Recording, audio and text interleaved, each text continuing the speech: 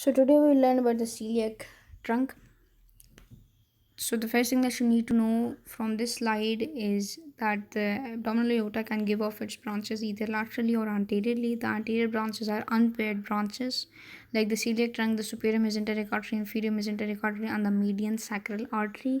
The lateral branches are paired, like the ones going to the gonads and the kidney and the renal gland, suprarenal gland. And the second thing that I need for you to know from this slide is the level from which the celiac artery comes off. It's going to be the T12, the superior mesenteric L1. It's easy to remember T12 and L1, T12 and L1. That's like L1 is going to be below T12, and the third thing is going to be inferior mesenteric, which you can remember as because it's the third branch, so it comes off L3. So T12, L1, and L3. The first thing here, there's a little mnemonic given: bifurcation. It's for the aorta bifurcating into the common iliac artery. So instead of remembering bifurcation, you can remember bifurcation. So you know that it's at the L4 level, right? So if now we have to look at the branches of the celiac trunk in detail. So the first thing that you need to know is that the celiac trunk gives off three main branches. The first is going to be the left gastric artery. The second is going to be the splenic artery, and the third is going to be the common hepatic artery.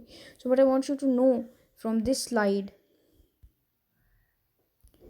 is that you have the left gastric artery, splenic artery, and the common hepatic artery. The left gastric artery is going to give off the small branch, which is going to be the esophageal branch, which will supply part of the esophagus, and then it will come down towards the lesser curvature of the stomach. The splenic artery will go past behind the stomach, and for now what I need you to know is that the splenic artery goes all the way behind the stomach, and then it gives off this artery here, which is going to be the left gastromental or the left gastroepiploic artery. And the third thing is going to be the common hepatic artery. So the common hepatic artery is going to divide into a proper hepatic artery and a gastroduodenal artery, right?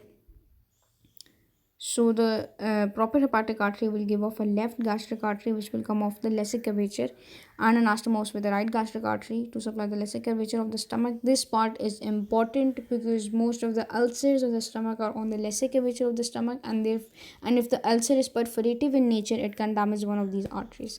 The second thing that you can see here is the proper hepatic artery going to the liver and the gastroduodenal artery descending down, and then giving this branch, which is going to be the right gastroepiploic artery.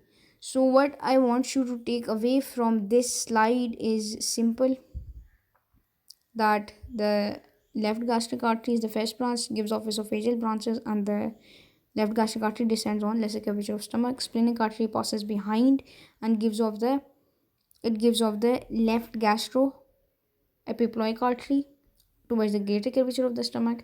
The common hepatic artery gives off the gastroduodenal artery, and the proper hepatic artery gives off the right gastric artery, and the gastroduodenal artery is going to give off the right gastroepiploic arteries. So there are two anastomoses taking place here, one of the lesser curvature, one of the greater curvature. On the lesser curvature, it's easy to remember right and left gastric arteries, and on the greater curvature, it's going to be the right and left gastroepiploic arteries. Now to look at the splenic artery in more detail. So you can see that the splenic artery actually passes behind the stomach, and it passes above the pancreas. So the branches of the splenic artery look something like this. The splenic artery passes above the pancreas and goes all the way to the spleen.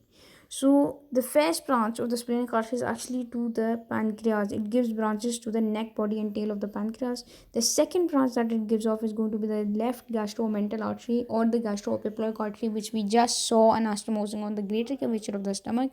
The third branch it gives off are going to be the short gastric artery for supplying the fundus of the stomach, and then it is going to continue to become the splenic artery, which supplies the spleen.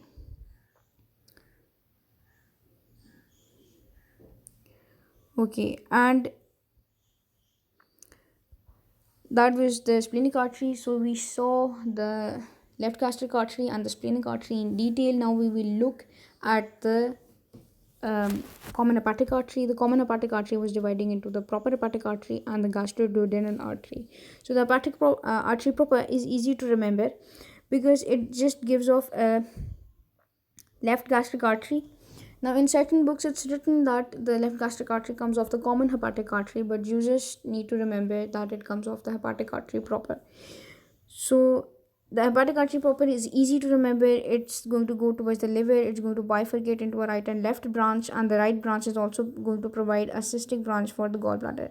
So, this is going to be the right and left branches of the hepatic artery proper, and the right branch is also going to give us a cystic artery to the gallbladder. The second thing that you need to notice here is the gastroduodenal artery. So the gastroduodenal artery is going to descend down, and it is going to give the posterior superior pancreaticoduodenal, the anterior superior pancreaticoduodenal, and the left and the right gastroepiploic arteries. I know that's a mouthful, but you'll get used to it once you start saying it again and again. So how does that happen? This is the gastroduodenal artery coming off. The first branch that it gives off is the posterior superior pancreaticoduodenal artery. Some books will only refer the branch as the superior pancreaticoduodenal artery. That's easier to remember, but it actually gives off two branches. One is posterior superior pancreaticoduodenal, which goes posteriorly first, and then the gastroduodenal artery actually continues down, and in the mid it is going to divide into terminal branches. This is going to be the right gastroepiploic artery, and this is going to be the anterior superior pancreaticoduodenal artery. So to sum it all up, we have this diagram here, which you can see that this is going to be the first branch, which is going to be the left gastric artery. It goes on the lesica curvature of the stomach and gives off esophageal branches. The second branch we have is going to be the spleen. It provides some branches to the pancreas, and then it gives this left gastroepiploic or gastromental artery, and it gives short gastric arteries to the fundus of the stomach and to the spleen. The second artery that we have here is the common hepatic artery, which is going to divide into a hepatic artery proper, proper hepatic artery, and the gastroduodenal artery. The hepatic artery proper gives off this left hepatic artery, right hepatic artery, and cystic artery. The gastroduodenal artery, which descends down, is going to give off this posterior superior pancreaticoduodenal artery, and then it is going to go down.